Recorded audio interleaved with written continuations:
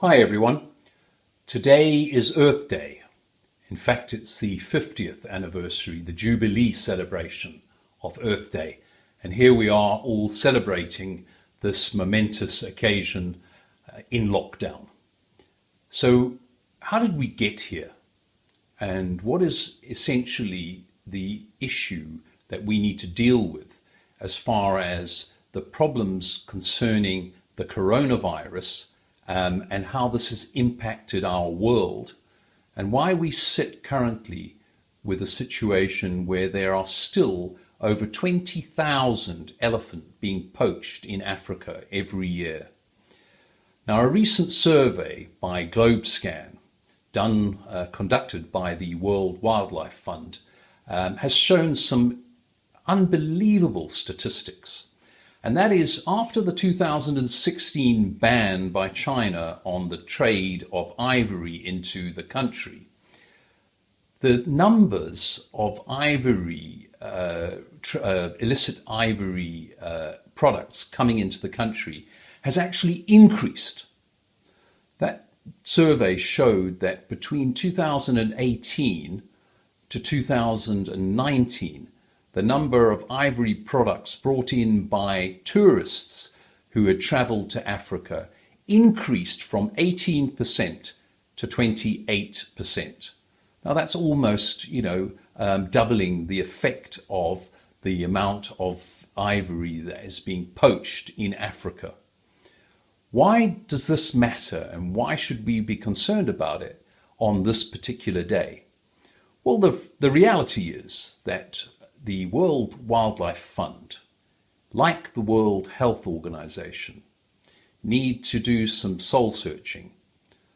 Their leadership is essentially turning a blind eye to all of the amounts of poaching that is taking place in Africa, particularly in Zimbabwe, in Botswana and Zambia.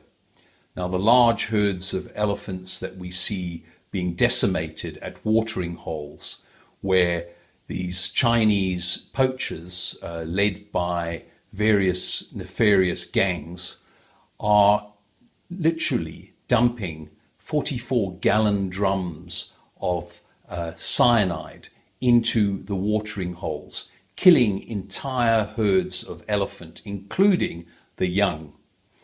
Right from the moment of birth, these young elephants are being destroyed wantonly and simply because there is a cultural practice that the Chinese have used for thousands of years called traditional Chinese medicine. Now, we're living in the 21st century and we need to get a grip on things.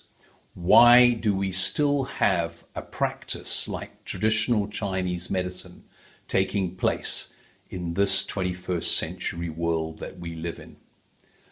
China has a number of issues that they need to look and do some soul searching on. Another one is their practice of what is called Li Shang Wang Lei. Now, this essentially is gift giving.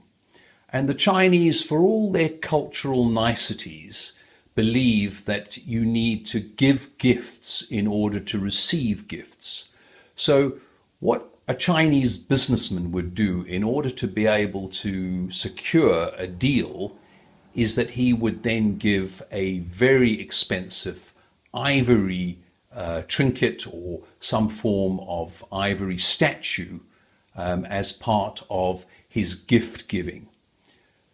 All of this combined has now brought the elephant to the point of extinction. We've seen the surveys showing that from a population in sub-Saharan Africa of 1.6 million elephants, we're now down to almost a quarter of that number.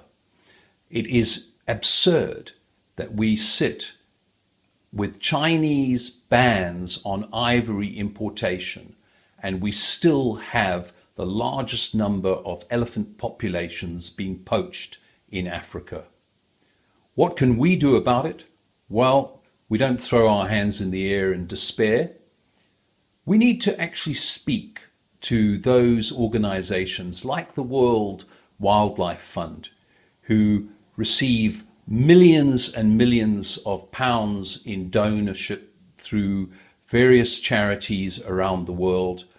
Every time there's a television advertisement for the World Wildlife Fund and they're asking you to give £3 to save an elephant in Botswana, my suggestion to you would be don't do it. Don't give away your money to an organization that is essentially turning a blind eye to what the Chinese are doing in Africa.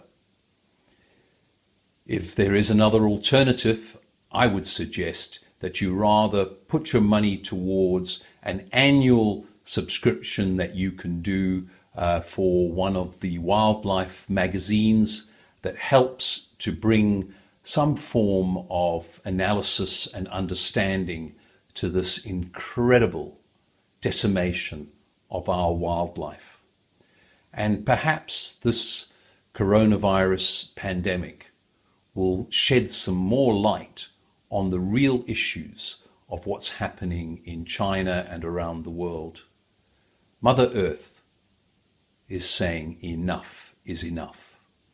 So on this auspicious day, which is the 50th anniversary, the Jubilee celebration of Earth Day, let's all do our part to have a say in the survival of our elephant populations and wildlife throughout the world. I hope you enjoy listening to this and stay tuned. More to come. Thank you.